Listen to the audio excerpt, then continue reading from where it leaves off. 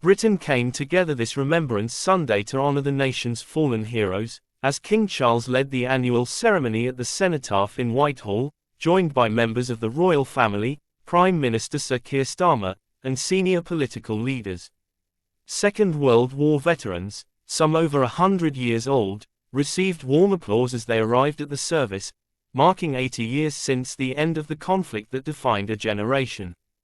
King Charles laid the first wreath on behalf of the nation, dressed in his Field Marshal uniform, before leading a 2-minute silence in tribute to all those who have died in war. He was followed by the Prince of Wales, who wore his Royal Air Force uniform and also placed a wreath at the cenotaph.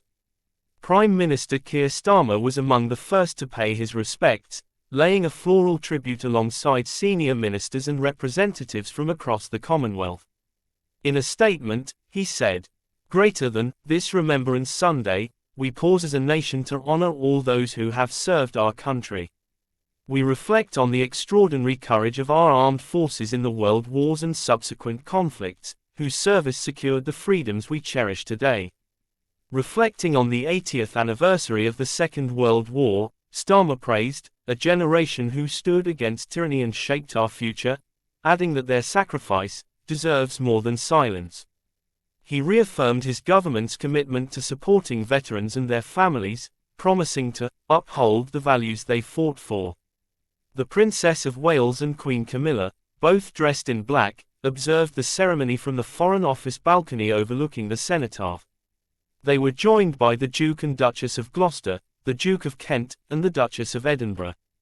Among those standing close to the cenotaph were 8 former Prime Ministers, including John Major, Tony Blair, Gordon Brown, David Cameron, Theresa May, Boris Johnson, Liz Truss, and Rishi Sunak, reflecting the unifying nature of the day.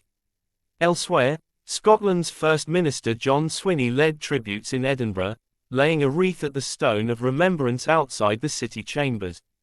Across the UK, thousands gathered at war memorials in towns and villages to pay their respects.